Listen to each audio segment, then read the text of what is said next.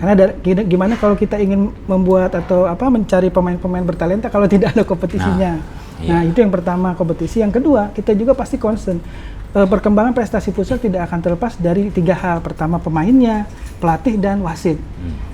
Nah, dengan pembinaan pemain itu, dengan adanya klub-klub yang kita bina dan kompetisi yang berjalan berjenjang. Yang kedua, untuk pelatih dan wasit kita akan buat lisensi.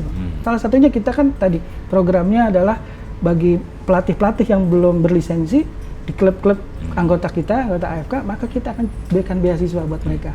Gitu, jadi berikan beasiswa sehingga ketika pelatihnya berlisensi dan berkualitas kan otomatis pembinaannya akan lebih baik lagi.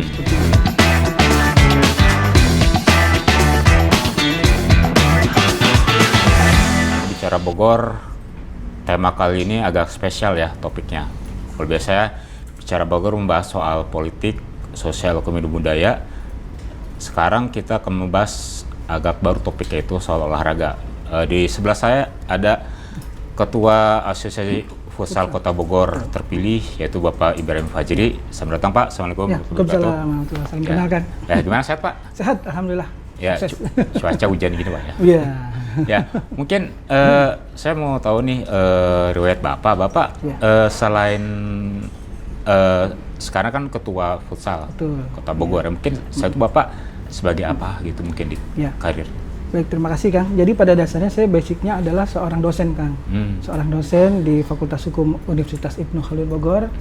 Kemudian ingin mencoba aktif sebagai advokat, akhirnya tercapai juga sebagai praktisi hukum juga iya. Dan alhamdulillah sejak 2022 diamanahi sebagai ketua komite di SD Sukadamai 3 Kang. Nah, disitulah saya mulai berkecimpung di bidang olahraga, apalagi kan salah satu wewenang dari komite adalah pengelolaan ekskul. Kita kelola ekskul sepak bola, termasuk ekskul futsal.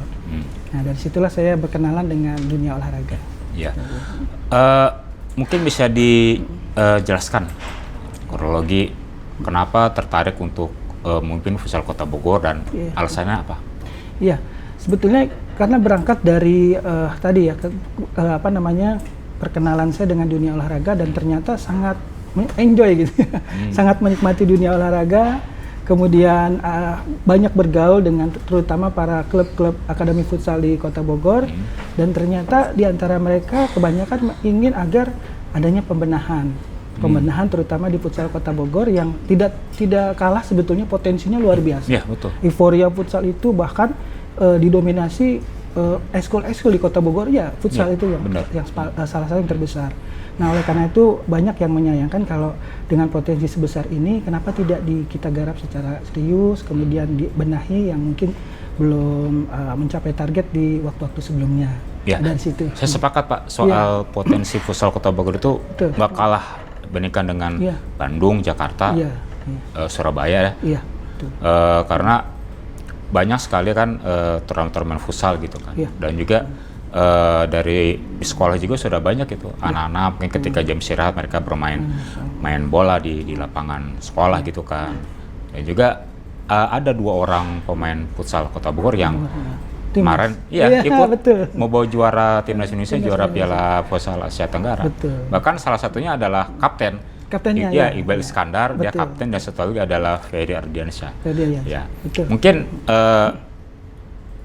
ada nggak nih program 100 hari ke depan dari Futsal Kota Bogor, terutama membahas soal tadi Pak ya, untuk potensi futsal banyak, gairahnya banyak, tapi kok nggak ada maksudnya tidak seperti itu Pak? Iya, jadi pada dasarnya sebetulnya tugas kami lah ya, itu tidak terlalu berat sekali gitu. Kenapa? Karena sebetulnya kita hanya ingin mengumpulkan berlian-berlian yang sudah terserak di mana-mana. Jadi kita ikat lagi dalam satu organisasi ini, dan yang pasti kita akan lakukan kompetisi yang seharusnya memang kewajiban AFK itu penyelenggaraan kompetisi per tahunnya itu. Karena gimana kalau kita ingin membuat atau mencari pemain-pemain bertalenta kalau tidak ada kompetisinya. Nah, itu yang pertama, kompetisi. Yang kedua, kita juga pasti concern. Perkembangan prestasi futsal tidak akan terlepas dari 3 hal. Pertama, pemainnya, pelatih, dan wasit. Nah, dengan pembinaan pemain itu, dengan adanya klub-klub yang kita bina dan kompetisi yang berjalan berjenjang. Yang kedua, untuk pelatih dan wasit kita akan buat lisensi. Bahkan kalau memang untuk terutama di level 1 ya, lisensi level 1 wasit dan pelatih, kalau memang kita upayakan bisa digratiskan, kita gratiskan. Terutama bagi mereka yang baru berkecimpung, makanya di level 1 itu gitu. Nah, makanya gebrakannya pertama kita buat kompetisi yang berjenjang, yang kedua lisensi pelatih dan wasit, itu sangat urgent. Nah, sebetulnya ada PR juga yang harus kita segera lakukan, karena Porprov kan sebentar lagi nih. Otomatis kan Kota Bogor harus menyiapkan atlet-atlet futsalnya. Nah, kita sudah mulai menjaring para pelatih-pelatih yang berprestasi, yaitu yang memiliki kualitas, dan dari situlah kita akan menjaring para pemain-pemain. Ya, mungkin yang tadi pembinaan dan pelatih wasit itu nanti kita kunci di situ ya. Saya mau ngebahas soal kompetisi. Kan banyak kompetisi-kompetisi futsal, tapi bukan AFK yang menyelenggarakan. AFK-nya sebagai regulator, memberikan wasit, mengurus pertandingan. Tapi yang menjalankan itu adalah instansi. Kayak contoh ada Dispora Cup, terus ada kayak BBS, mengatasnamakan Wali Kota Cup gitu kan. Tidak ada namanya Liga Askot atau maksudnya Liga AFK gitu kan. Atau Piala AFK gitu kan. Ya mungkin ada yang salah nggak dengan pengurusan asosiasi futsal yang ke belakang gitu. Kenapa apa yang membuat kompetisi futsal itu tidak ada gitu? Ya, saya tanpa ingin menjustifikasi pihak-pihak tertentu ya mungkin itulah salah satu kenapa para klub-klub atau akademi futsal di Kota Bogor tuh merasa ingin gitu ada pihak-pihak yang memang ingin serius gitu untuk mengelola kembali AFK, membenahi kembali AFK. Ya, saya belum bisa menganalisa kira-kira ada apa ya di urusan sebelumnya. Yang penting kemarin yang kita lakukan adalah ada amanat dari Asosiasi Futsal Provinsi Jawa Barat agar Bogor segera mungkin untuk dibuat suatu kepengurusan baru. Yang pertama itu mengejar prestasi yang terutama Porprov yang sudah di depan mata gitu. Jadi ya kita sama-sama berikhtiar, ketika ada kesempatan seperti ini ya kita akan coba lakukan sebaik mungkin. Gitu. Ya, Porprov di 2018 itu Kota Bogor dapat medali perunggu ya. Betul. Dan di 2022 itu malah nggak dapat apa-apa gitu. Ya, dan mungkin itu penurunan prestasi yang cukup signifikan ya. Betul. Mungkin di 2026 kan Kota Bogor juga masuk sebagai tuan rumah ya. Dan ini kita nggak tahu ya. Kabar yang saya dapat kemarin itu kalau untuk tuan rumah ini tanpa ada babak kualifikasi karena akan bermain di Kota Bogor. Sementara jika cabur yang bermain di luar Kota Bogor itu harus melalui babak kualifikasi. Nah, nanti nggak tahu ya apakah futsal ini akan main di Kota Bogor atau mungkin di luar. Andai kan cabur futsal diputuskan mainnya di luar Bogor, mungkin untuk menghadapi babak kualifikasi yang tahun depan bakal dimulai itu langkah apa dari AFK Bogor sendiri? Tadi yang saya sampaikan bahwa ini kan semacam rantai ekosistem lah istilahnya ya. Pertama yang jelas adalah pelatihnya dulu yang kita pilih ya, pelatih yang kompeten mungkin. Dan saya bisa jamin Bogor tidak kekurangan. Banyak sekali yang berlisensi bahkan sampai timnas lisensi AFC bahkan itu FIFA. Kalau futsal kan tidak ya, bukan FIFA ya. Jadi sudah banyak sebetulnya yang bisa. Dan kemarin kalau tidak salah di Liga AAV tingkat Jawa Barat itu salah satu klub futsal, akademi futsal di Kota Bogor sebagai pemenangnya nih. Iya, betul. Sebagai juaranya gitu. Saya pikir di level provinsi bisa sangat berpotensi lah. Dan juga Kota Bogor punya klub di Liga futsal ya, cuman masih ada di divisi 1 atau 2 saya lupa gitu. Iya, betul. Belum di divisi utamanya ya. Divisi yang Liga Pro kan. Iya. Mungkin kalau Pak Ibrahim melihat pembinaan futsal di Kota Bogor sendiri kan, banyak sekolah-sekolah sekarang punya eskul ya, mulai dari tingkat SD, SMP, SMA ya mungkin. Kalau mau lihat pembinaan futsal Kota Bogor ini, maksudnya harusnya gimana gitu biar Kota Bogor bisa lebih berprestasi lagi gitu di cabur futsal?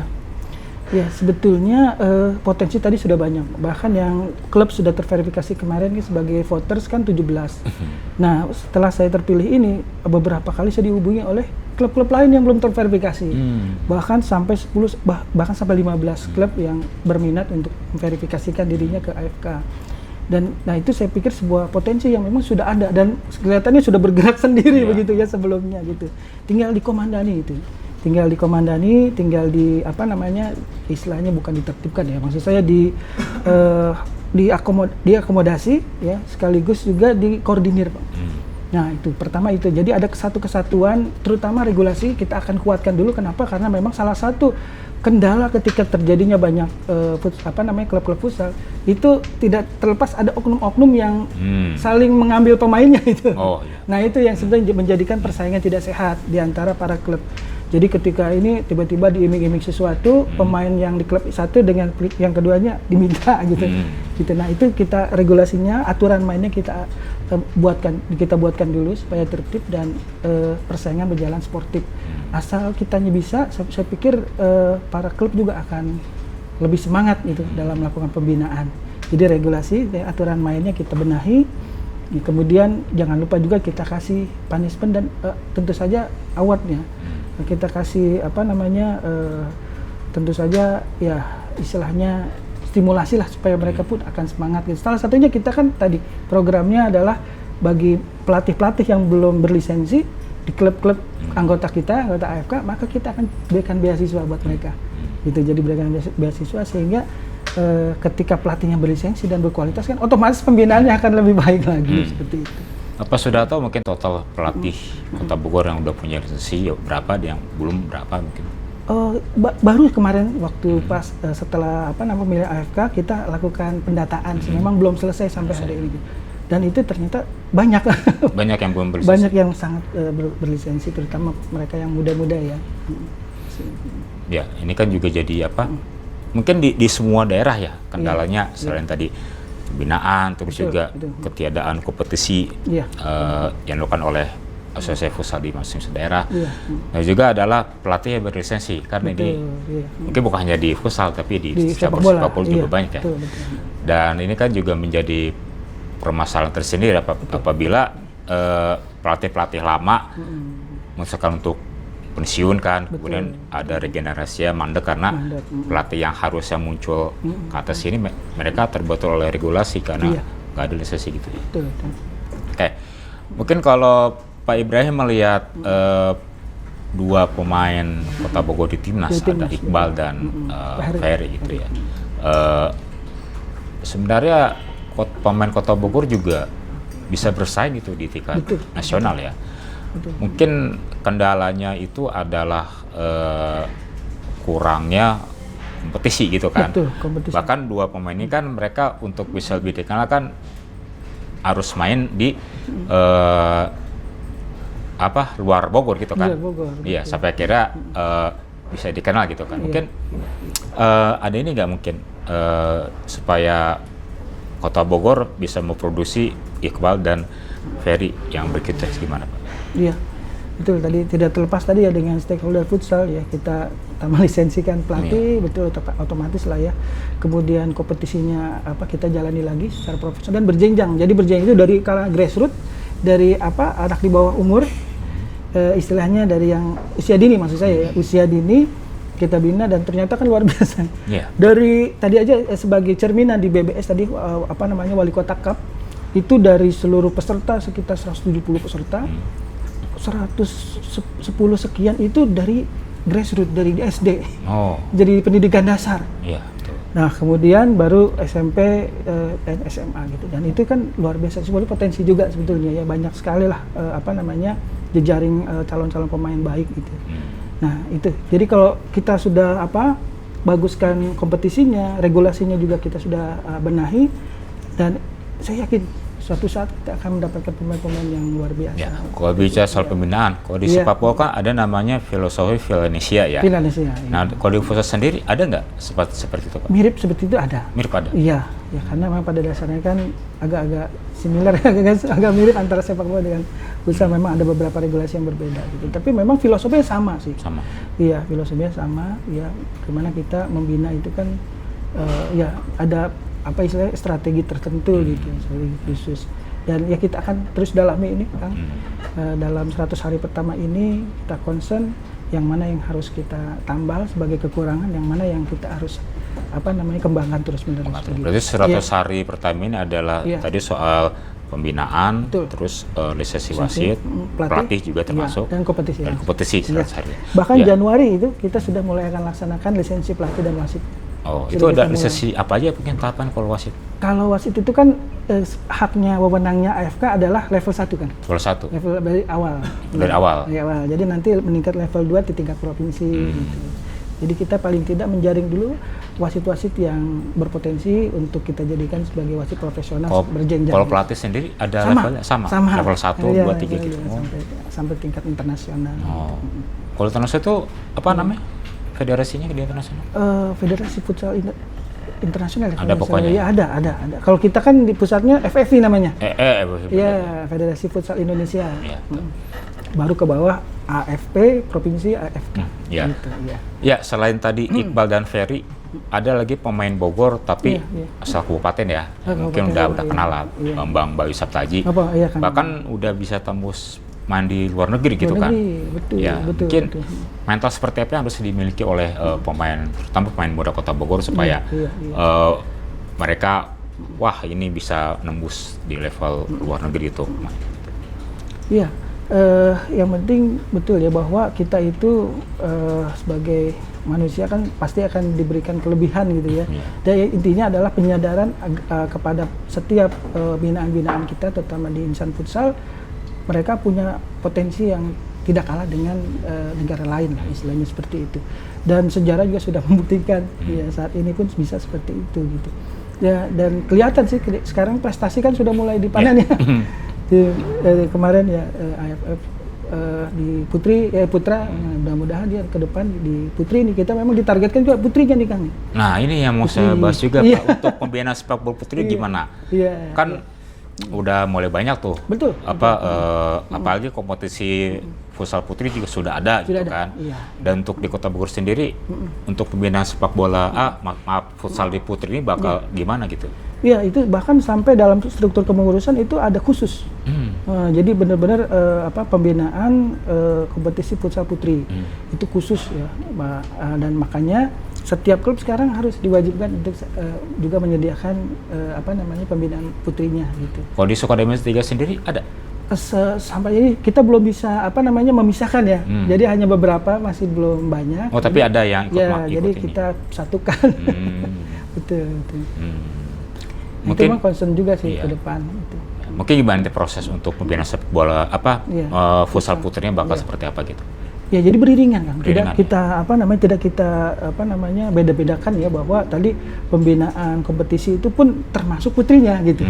Jadi bukan hanya putra saja tetapi putrinya juga gitu. Termasuk nanti ada kompetisi khusus juga. Iya, betul. Kompetisi futsal putri, bahkan jadi penekanan kemarin dari AF Provinsi, putri ini jangan sampai, karena sudah mulai bergeliat nih. Iya, kemarin dapat medali perunggu Piala AFF Putri ya. Iya, itu diwajibkan minimal 5 lah talenta terbaik katanya. Ya, dan juga Kabupaten Bogor juga pernah ada klub futsal putri yang main di Liga Pro. Iya, betul. Saya lupa namanya, Ladies Netic atau apa gitu. Ada pokoknya dari Kabupaten Bogor. Kota Bogor berminat nggak untuk membentuk tim futsal putri? Iya, itu pasti jadi salah satu concern kita itu. Bahkan kemarin dalam rapat pertama tadi malam itu salah satunya adalah timnas putri. Maksudnya tim futsal putri. Iya, betul. Ya. Mungkin untuk membahas soal Porprov ya. Pasti kan di Porprov ini kan ada Kota Bandung, Kabupaten Bekasi, Kabupaten Bogor yang bisa dibilang mereka ini raksasanya futsal Jawa Barat lah. Betul. Dan di Kota Bogor sendiri untuk menghadapi Porprov nanti bakal seperti apa gitu? Apakah nanti contoh kan ada beberapa daerah yang ambil pemain dari luar ya? Kalau Kota Bogor sendiri apakah akan melakukan hal itu atau fokus kepada kita bakal pakai pemain sendiri gitu kan, yang dibina sendiri gitu? Gimana? Ya, kita inginnya fokus memprioritaskan putra terbaik kita ya, putra terbaik di Kota Bogor dulu gitu. Jadi dan saya sangat optimis, kelihatannya tidak akan kesulitan lah maksud kita menemukan itu, karena saya lihat pertama yang kemarin yang tadi itu Liga AAFI kita bisa juara di Jawa Barat. Baru Sabtu kemarin gitu. Glorious ya namanya. Bukan. Excellent. Excellent ya. Excellent. Excellent yang kemarin yang di Liga 2 futsal. Liga futsal betul. Ya, jadi di situ banyak sekali pemain-pemain yang berkualitas ya, tanpa ya istilahnya juga di klub-klub yang lain ya pasti ada gitu pemain-pemain. Makanya ketika Januari ini maksimal kita sudah memiliki pelatih kita, pelatih Kota Bogor. Ya, kita dan dari situlah talent scouting kita akan terus bekerja maksimal untuk mencari pemain terbaik. Dan ini sebetulnya kita juga jadi termotivasi dari yang kemarin yang kita menang sepak bola ya. Di Jawa Barat kita menang itu kan futsal harus bisa juga. Seperti itu. Jadi banyak sekarang sedang bergairah kelihatannya klub-klub di futsal Kota Bogor ini untuk minimal ikut juga mendapatkan sukses yang sama dengan sepak bola. Ya. Kekurangan Kota Bogor adalah tidak adanya lapangan futsal berstandar internasional. Betul. Mungkin kedepannya di kepengurusan Bapak selama 4 tahun ke depan bakal ini nggak mungkin membuat lapangan futsal ya standarnya minimal AFC lah. Gitu. Masa minimal Asia lah gitu. Iya. Gimana itu? Iya betul itu. Salah satu program prioritas kita kemarin kita sudah tetapkan. Kita sangat sangat disayangkan lah Kota Bogor yang segini banyak potensinya, tapi kok lapangan futsal internasional tidak ada gitu. Bahkan kalaupun yang ada di GOR itu kan itu gabungan dipakai buat basket juga sama buat voli juga. Iya. Jadi sangat disayangkan gitu. Nah makanya mudah-mudahan nih dengan kepemimpinan Pak Wali Kota terpilih saat ini yang saya yakin kemarin kelihatannya sangat concern sekali di bidang olahraga. Bisa bersinergi dengan beliau ya untuk bisa istilahnya bisa membuatlah minimal lapangan tingkat internasional. Soalnya Sekum AFP Iwan Jati betul. Dia pernah bilang gini kan pada saat KLB Ascot ya. Futsal Kota Bogor itu nggak kekurangan pemain. Banyak pemain berbakat. Cuman kendalanya cuma satu. Lapangan. Itu aja kendalanya. Ya kalau lapangan yang standar internasional ada, tepatnya ada, Kota Bogor mungkin bisa dapat emas, pro, bahkan juga bisa nyumbang pemain untuk di PON gitu. Betul. Kemarin sempat terpikir juga kalaupun misalnya kita belum bisa dalam waktu dekat ya untuk mengadakan gedung yang memadai gitu. Jadi kita ingin bekerja sama dengan IPB. Tapi belum sempat sih kita sampaikan di vokasi itu kan saya pikir sudah juga mendekati lah ya tingkat paling tidak Asia gitu kan untuk dibiasakan para pemain kita. Memang beberapa kali saya pernah bawa anak Sukadamai 3 tuh main di sana, main di Bandung di Jatinangor. Mereka nggak biasa ternyata memang lebih besar. Itu ya internasional betul. Soalnya karena ya kan? standar internasional makanya memang sudah merupakan keharusan sih kelihatannya ke depan kita adakan ya minimal yang berstandar Asia. Iya. Oke. Ini terakhir Pak mengenai masih ke Prof ya. Siap. Ya kan ini pasti bakal rebutan posisi tuan rumah ini ya. Betul. Dan untuk Kota Bogor AFK sendiri optimis gak bakal jadi tuan rumah? Soalnya kan kalau harus melalui babak kualifikasi kan juga lumayan agak panjang juga ya. Sedangkan dengan kita menjadi ambil posisi tuan rumah kan posisi menguntungkan kan kita langsung lolos kan. Mungkin sejauh mana mungkin pembicaraan dengan FONI dengan Dispora gitu kan untuk cabang futsal ini harus main di Bogor itu. Iya. Saya pikir optimisme memang harus kita tetap pelihara ya. Artinya memang salah satu yang agenda prioritas kita lakukan setelah ini adalah berkoordinasi dengan KONI, Dispora, sekaligus kita juga beraudiensi dengan nanti wali kota terpilih ya. Sama-sama bekerja sama, berjuang untuk mudah-mudahan tuan rumah ada di Kota Bogor. Tapi meskipun apapun kondisinya nanti, misalnya ketika pahitnya tidak harus jadi tuan rumah, ya kita siap tuh ya dengan tadi pola kompetisinya, kemudian pola pemilihan pelatih yang terbaiknya dan banyaknya pemain-pemain yang bisa menjadi pilihan para pelatih. Saya pikir optimis sih kan kelihatannya. Rencana kualifikasi belum tahu. Belum ada kabar ya. Yang pasti tahun depan udah mulai sibuk. 2026. Ya. Kemarin baru beres politik, baru pilkada. Oke, baik, terima kasih. Sama-sama. Pak Ibrahim, senang bisa bincang-bincang. Sama-sama. Saya bicara Bogor.